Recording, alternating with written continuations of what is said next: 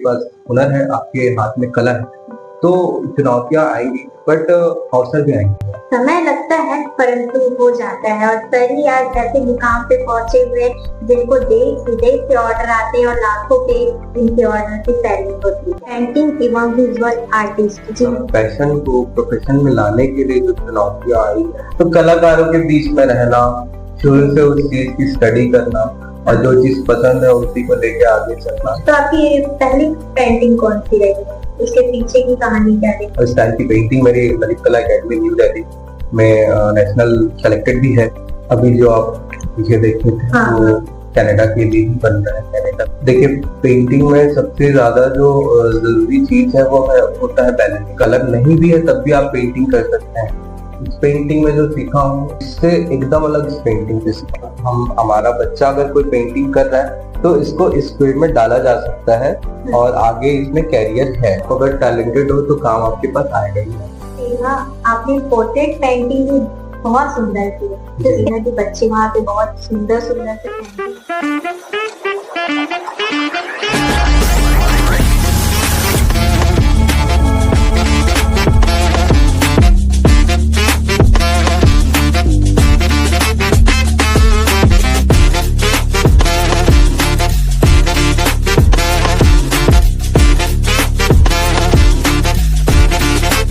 नमस्कार, स्वागत है आपका पॉडकास्ट विद मुस्कान में। आज का एपिसोड शानदार होने वाला है क्योंकि आज हमारे साथ मौजूद है एक बेहतर प्रतिभाशाली और प्रेरणादायक पेंटिंग एवं विजुअल आर्टिस्ट, जिनकी कला न सिर्फ देखने वाले को मंत्रमुग्ध करती है बल्कि सोचने पर भी मजबूर कर देती है।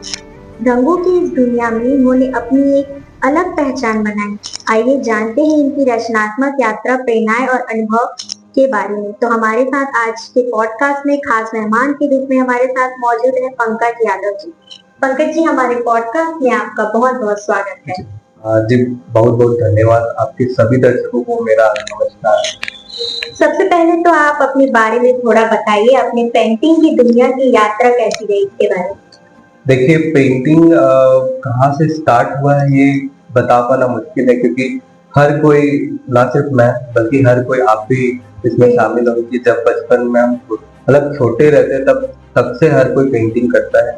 कभी अगर मतलब प्रोफेशनली नहीं तो हम अपने गणित के पीछे पेज में रफ कॉपी में कहीं ना कहीं कुछ होता था। तो बेसिकली पेंटिंग वहीं से स्टार्ट होता है।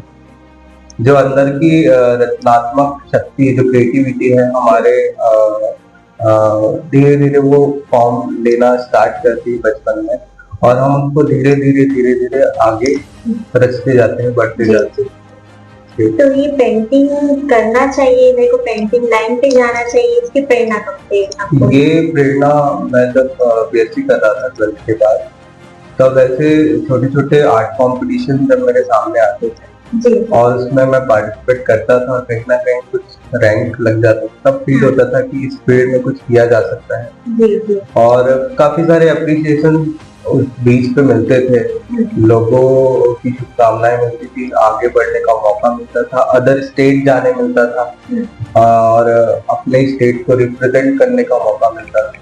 तब कहीं ना कहीं ये चीज फील होता था कि हाँ, जब इस टाइम पे कुछ किया जा सकता है इस फील्ड में, तो आगे अगर अपने आप को और रेडी किया जाए क्षेत्र में तो बहुत कुछ किया जा सकता है। तो आपकी स्कूली शिक्षा कहाँ से हुई है, कहाँ तक की पढ़ाई है? मेरी स्कूली शिक्षा तो यही रायपुर में ही हुई है। मल्टीपर्पज हायर सेकेंडरी स्कूल में मेरा स्कूली शिक्षा हुआ है। उसके बाद बीएससी मैंने जे योगानंदन में किया है जी। उसके बाद कला की शिक्षा मैंने खैरागढ़ यूनिवर्सिटी IPS से लिया है और म्यूजिक भी मैंने किया है उसमें, इंडियन क्लासिकल म्यूजिक का। तो कहीं ना कहीं ऐसे कलाकार और कलाकार के बीच रहेंगे तो ये चीज और स्ट्रॉन्ग होती है हमारे उसमें। जैसे पेंटिंग, आप पूछने की पेंटिंग कैसे स्टार्ट हुई, कहाँ से मिली, तो कलाकारों के बीच में रहना, शुरू से उस चीज की स्टडी करना और जो चीज पसंद है उसी को लेके आगे चलना। तो यहीं से हम मान सकते हैं कि मेरी क्रिएटिविटी जो एक रूप लेना स्टार्ट की। तो आपके फैमिली में ऐसे कोई नहीं जिनको देख के लगा कि भैया कर रहे हैं या दीदी? नहीं, ऐसा तो कोई भी हो ऐसा नहीं, ऐसा कोई नहीं है मेरे फैमिली में। हाँ। बोल सकते हैं कि एक पुराने विचारधारा से निकलकर मतलब मैं ही एक उस फैमिली में कलाकार हूँ अभी। अच्छा। और वैसे तो कोई नहीं है। तो आपकी पहली पेंटिंग कौन सी रही है? उसके पीछे की कहानी क्या रही? पहली पेंटिंग बोल मतलब ऐसे तो काफी सारी नहीं, पेंटिंग है, हाँ, मुझे जो भी याद नहीं है। पॉपुलर हुआ हो या अच्छा। उस पे आपको अवार्ड मिला हो, हाँ, उस टाइप मेरी का। जो पेंटिंग है जब मास्टर्स हम्म, के बाद आफ्टर ग्रेजुएशन हाँ, मैंने जो पहली पेंटिंग बनाई थी ये है। जी जी। और इसका जो टाइटल है हाँ, रजो तमो सतो, जी। जो हिंदू स्क्रिप्चर्स के 3 गुण पे आधारित है। ओके। तो जैसे कि रजोगुण, तमोगुण और सतोगुण आपने सुना होगा। जी जी। तो तमोगुण जैसे आप ब्लैक फिगर जो देख रहे हैं, हाँ, तमोगुण को रिप्रेजेंट कर रहा है। जी और ब्लू फिगर जो है वो रजोगुण को रिप्रेजेंट कर रहा है। जी जी। और जो लोटस है उसके हाथ में वो हाँ, सतोगुण को रिप्रेजेंट कर रहा है। ओके। और इसमें आपको एक उल्टा कमल भी दिखाई दे रहा होगा। हाँ, जो बड़ा है। हाँ, जो वो भी सतोगुण को रिप्रेजेंट कर रहा है। हाँ, मैं एक प्रेजेंट सिचुएशन को, इन तीनों गुण के प्रेजेंट सिचुएशन को दिखाना चाहेंगे। आज के टाइम पे सत्व कहाँ है? जी सत्व तो डाउन में है ना। बिल्कुल। और रजोगुण जैसे आप हम जो रजोगुण है वो तमोगुण के आगोश में है कहीं ना कहीं। और सत्वगुण डाउन पे है, लेकिन हमेशा रजोगुण को आपको हमको ये पता होता है कि सत्व हमेशा ऊपर है, ऊपर। तो इसलिए रजोगुण के हाथ में ये कम। जी तो ये पेंटिंग मैं आफ्टर ग्रेजुएशन बनाया था। और इसी जो स्टाइल पे मेरे को काम करना अच्छा लगता है। और स्टाइल की पेंटिंग मेरी ललित कला एकेडमी न्यू दिल्ली में नेशनल सेलेक्टेड भी है। तो यही है जो आप जैसे अच्छा। पूछना चाह रहे हैं कि कौन सा पेंटिंग हाँ। पॉपुलर है। और काफी प्रिंट्स भी इसके मेरे सेल हुए हैं। मैं अच्छा। मतलब अपनी ओरिजिनल पेंटिंग तो नहीं देता, हाँ। बट जिसको भी मेरी पेंटिंग पसंद आती है उसकी प्रिंट्स मैं अवेलेबल करता हूँ अपने क्लाइंट्स के लिए। तो कहीं से ऑफर आए हैं अदर स्टेट से हो गया? स्टेट में यही रायपुर पे ही, या फिर हाँ मतलब बोल सकते हैं मेरे वेबसाइट के थ्रू पेंटिंग को जिसको भी चाहिए रहता है पेंटिंग उसके प्रिंट्स मैं अवेलेबल करता हूँ मेरे क्लाइंट्स के लिए। तो वो चाहे किसी स्टेट के हो, किसी डिस्ट्रिक्ट के हो, या फिर अदर स्टेट के हो, या फिर कंट्री के हो, मैं बाय पोस्ट उनको भेज सकता हूँ। कंट्री से भी एक आधा ऐसे कंट्री है जहाँ से आपको ऑफर आया हो?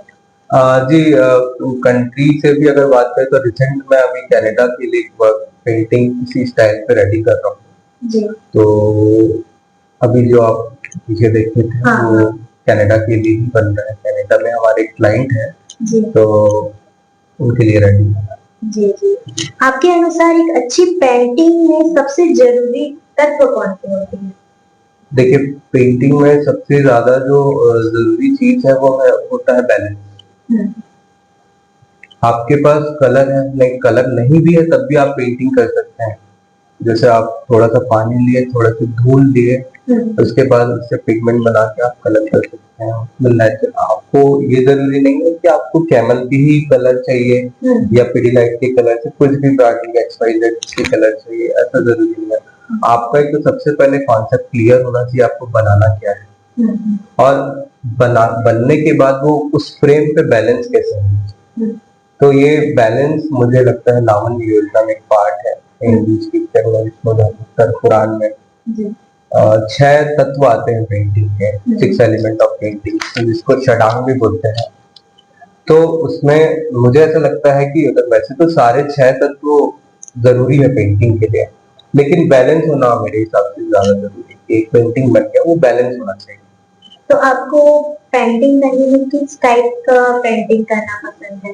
मुझे सेमी रियलिस्टिक पेंटिंग या फिर सेमी एब्स्ट्रैक्ट पेंटिंग करना पसंद है, जो मिक्स मीडिया बेस्ड। मतलब कहने का मतलब मेरा ये है कि मैं सिर्फ प्योर एक्रिलिक या फिर पेंसिल मीडियम पे वर्क नहीं करता।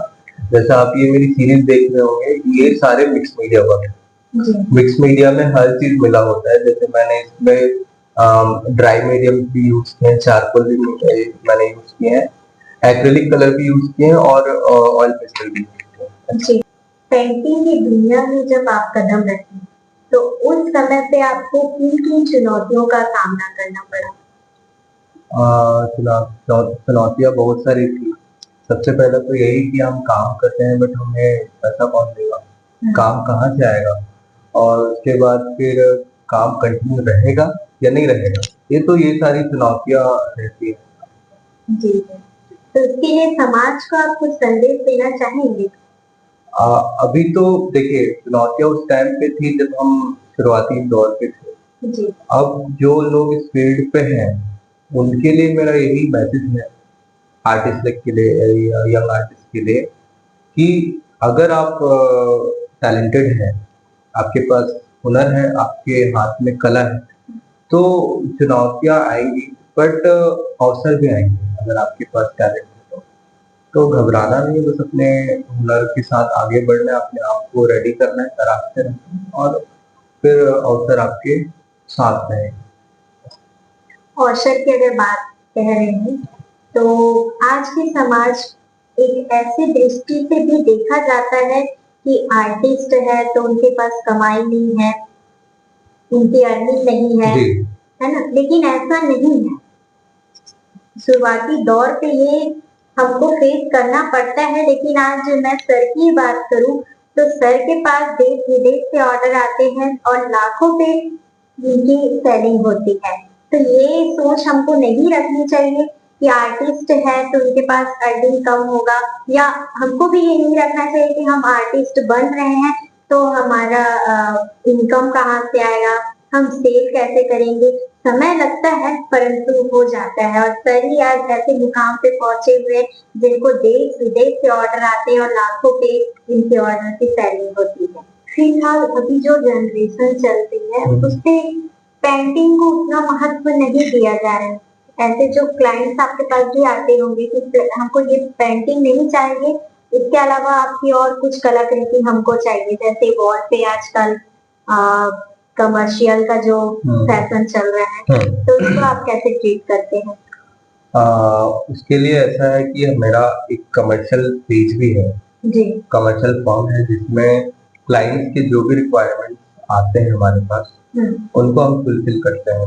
मेरे पास और भी आर्टिस्ट की टीम है पूरी जो वॉल आर्ट, म्यूरल आर्ट जी, और स्कल्पचर, पोर्ट्रेट सभी चीज़ों के लिए रेडी रहते हैं और क्लाइंट को जिस भी टाइप के पेंटिंग्स चाहिए रहते हैं, हम उसको उसके अकॉर्डिंग उस सर्विस को फुलफिल करते हैं।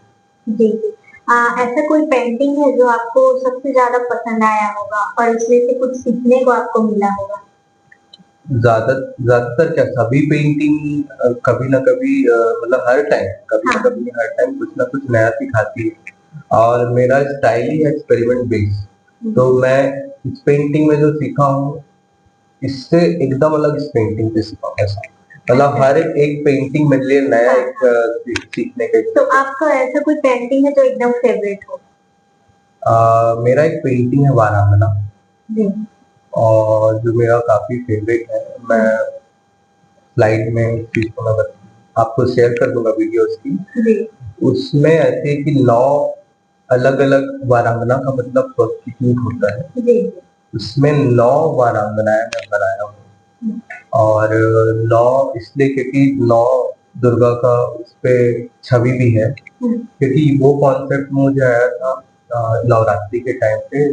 मैं एक कहानी सुना था कि वेस्ट बंगाल में जब दुर्गा पूजा होता है, हुँ, तो जहाँ प्रोस्टिट्यूट हाउस से हाँ, पहले मिट्टी लेके आते हैं मिट्टी लेके आते हैं। और उसके बाद उस मिट्टी की पूजा करके फिर दुर्गा पूजा करते हैं।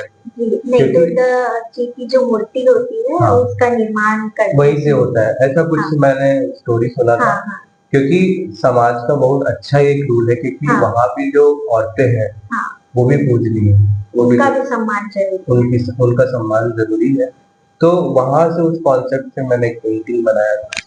उसमें बहुत सारा डीप मीनिंग्स उसमें बहुत सारे हुँ, वो काफ़ी साइज़ में भी बड़ा है। हुँ, तो वो पेंटिंग वाराणसी मेरा अभी तक मतलब मुझे बहुत पसंद है। वैसे तो सभी पेंटिंग को हम बराबर देखता हूँ बट वो हाँ, मुझे ज़्यादा पास है वो पेंटिंग में। जी, जी। क्या आपकी कला में समाज, व्यक्तित्व, अनुभवों का प्रभाव दिखाई देता है कि अभी के जनरेशन पे सबके पेरेंट्स यही सोचते हैं कि मेरा बच्चा पढ़ ले, नीट की तैयारी करे, हाँ, यूपीएससी की तैयारी करे, हाँ, पीएस की तैयारी करे। हाँ। तरह की समाज पे फैली हुई है, लेकिन ये पेरेंट्स नहीं देखते कि हमारे बच्चे में क्या कला है, उनको उठा के हम उस कला की ओर ले जाएं। तो आप पढ़ाई किए हो खैरागढ़ से और आप पेंटिंग की दुनिया पे अलग ही दुनिया आप बनाए हुए हो, तो इससे कुछ प्रेरणा मिल रही है समाज को। जी बिल्कुल, क्योंकि पहले तो वैसे नहीं था, बस भेज दिए थे कि पेरेंट, लेकिन उसके लिए मैं थैंकफुल हूँ अपनी फैमिली के लिए कि उस टाइम पे खुद मतलब उन्होंने ही हाँ, मुझे प्रेशर किया कि तू एटलीस्ट पेंटिंग कर तो जा। जा अब उनको भी नहीं पता, मुझे नहीं पता कि होना क्या वाला है, लेकिन फिर वो बाद में पता चला उनको कि हाँ। हमने बच्चे को सही जगह भेजा है करके। लेकिन समाज में प्रभाव तो बिल्कुल है, क्योंकि पहले इन चीजों के बारे में पता नहीं चलता। अब मेरे समाज में देखो तुम, कोई नहीं है ऐसा आर्टिस्ट, तो उनको पता नहीं है। बट अब मैं आ गया हूँ तो उनको लगता है कि हाँ, अब हम हमारा बच्चा अगर कोई पेंटिंग कर रहा है तो इसको इस फील्ड में डाला जा सकता है और आगे इसमें कैरियर है। ना सिर्फ पेंटिंग बल्कि इससे विजुअल आर्ट से जुड़े जितने भी और भी कैटेगरीज है, जैसे इंटीरियर डिजाइनिंग हो गया और फैशन डिजाइनिंग हो गया, आर्किटेक्चर हो गया, बहुत सारे अलग अलग एनिमेशन वीएफएक्स हो गए, बहुत सारे जो फील्ड है इसमें बच्चा अपना करियर बना सकता है। आपने अब तक कोई एग्जीबिशन की है या कहीं आपने अपनी कला को प्रदर्शन की? खैरागढ़ में जब थे तो वहाँ तो एनुअल एग्जीबिशन होते ही रहते थे, और वैसे अच्छे मतलब नेशनल जो संस्था है, Bombay art society of India, Lalit कला एकेडमी, यहाँ मेरे एग्जीबिशन हुए हैं सर। जी, ग्रुप शो में।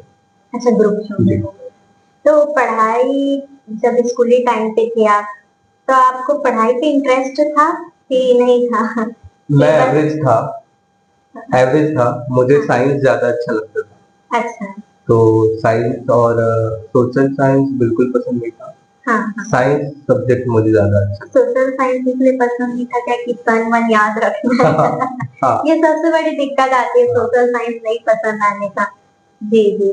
पेंटिंग के दौरान किन चुनौतियों का आपको सामना करना पड़ा है कि ऐसा कोई पेंटिंग करते वक्त मतलब पेंटिंग बनाते वक्त तो मुझे ऐसा कोई प्रॉब्लम नहीं हुआ, बट पेंटिंग को मतलब पैशन को प्रोफेशन में लाने के लिए जो चुनौतियां आई है, वो जैसे काम मिलना सबसे पहले तो, लेकिन धीरे धीरे हमको ये समझ में भी आया कि जब हाथ में अगर टैलेंट है तो काम खुद चल के आता है। तो पहले तो ये सोचते थे कि काम कैसे मिलेगा, हम करते जा रहे हैं करते जा रहे हैं, काम कैसे मिलेगा, बट हम करते जा रहे थे। बट जैसे हीरा चमकता है, लोग उसको देख के अट्रैक्ट होते हैं, वैसे ही रहता है आर्टिस्ट लोग के साथ। आप अगर टैलेंटेड हो तो काम आपके पास आएगा ही है। तो मेन सबसे बड़ा जो चुनौती है वो आर्टिस्ट के लिए वही है कि आप टैलेंटेड तो हो गए, बट वो सोचते रहता है कि काम कहाँ से है। तो अपना मेरे को ऐसा लगता है कि आर्टिस्ट को मेहनत करना और अपने आप को तराशना कभी बंद नहीं करना चाहिए। अपने फील्ड में अपने लिए कंटिन्यू काम करते रहना चाहिए और अवसर बिल्कुल आएगा उसमें। अभी की जनरेशन के जो बच्चे हैं, उनको क्या सलाह देना चाहेंगे इस क्षेत्र के लिए? अभी के जनरेशन के बच्चों को सबसे बड़ा सलाह यही रहेगा, क्योंकि काफी डिजिटल एरा हो गया है अभी, बिल्कुल। और एआई का समय है जहाँ बहुत इजीली से हमें आर्ट मिल जा रहा है। लेकिन कहीं भी क्लासिकल चीजों को डिनाई ना करे बच्चे, ठीक है, क्लासिकल चीजों को भी ध्यान में रखें और डिजिटल मॉडर्न चीजों को भी ध्यान में रखें, ताकि उनका बेस मजबूत रहे। मजबूत बेस के साथ हम किसी भी टाइम पे सफर कर सकते हैं, बट अगर हमारा बेस मजबूत नहीं है तो हम थोड़े टाइम चलेंगे, उसके बाद फिर नीचे आ जाएंगे, डाउन हो जाएंगे। इसलिए मॉडर्न के साथ साथ क्लासिकल चीजों को भी महत्व दें बच्चों के लिए। बस यही मेरा। आप मॉडर्न की अगर बात कर रहे हैं तो आप डिजिटल आर्ट पे भी कुछ काम किए हैं? डिजिटल आर्ट में हालांकि मुझे आता है थोड़ा बहुत, बट मैं प्रोफेशनल नहीं हूँ उस फील्ड में, और मैं सीख रहा हूँ ये बोल सकता हूँ, क्योंकि हर चीज मैं करना चाहता हूँ, स्कल्पचर भी डिजिटल आर्ट भी, बट डिजिटल आर्ट में लंबे समय तक नहीं किया हूँ। करता हूँ बट मैं उस चीज में मतलब मेरा महारत नहीं है। जी, जी। भविष्य में आपकी क्या योजनाएं हैं? ऐसा कोई ड्रीम पेंटिंग ड्रीम प्रोजेक्ट या फिर कोई बड़ा प्रोजेक्ट जो आने वाला हो? अभी बहुत सारी है चीजें, पेंटिंग में भी और स्कल्पचर में मैं काम करना चाहता हूँ, और कुछ कुछ प्रोजेक्ट है जो आने वाले समय में सबके सामने रहेंगे। बट यही मैं बताना चाहूँगा कि स्कल्पचर के प्रोजेक्ट में वर्क कर रहा हूँ। हमने देखा आपने पोर्ट्रेट पेंटिंग भी बहुत सुंदर की है, तो जी। इसके बारे में हमारे दर्शकों को कुछ बताइए। पोर्ट्रेट पेंटिंग पहले ये होता था राजा महाराजाओं के टाइम पे, जब कैमरा नहीं होते थे, तो कलाकार राजा महाराजा को एक पोज में खड़ा करके फिर उनके चित्र को बनाते थे देख देख कर। जी। अभी ये ज्यादातर हम लोग के पास जो ऑर्डर पोर्ट्रेट के आते हैं वो गिफ्ट पर्पज के लिए आते हैं, किसी को शादी में गिफ्ट करना है, किसी को एनिवर्सरी में, बर्थडे में गिफ्ट करना है, तो काफी चलन में भी है। पोर्ट्रेट को बनाने के लिए हमको लगभग कम से कम हफ्ते भर से 10 दिन का समय तो चाहिए रहता है। वैसे तो 2 दिन में भी बन जाता है, जी। लेकिन और जो ऑनगोइंग वर्क जो भी चल रहे हैं उनको देखते हुए हमें कम से कम 10 दिन का समय लगता है। और उसके लिए आपको पहले जैसा होता था, आपको मॉडल बनने की जरूरत नहीं है, आप किसी अच्छा सा कोई रेफरेंस देके आप अपना पोर्ट्रेट बनवा सकते हैं। इसमें 2 ऑप्शन मिलते हैं, 2 से 3 ऑप्शन मिलते हैं, जैसे एक्रिलिक पोर्ट्रेट, ऑयल पोर्ट्रेट और पेंसिल पोर्ट्रेट।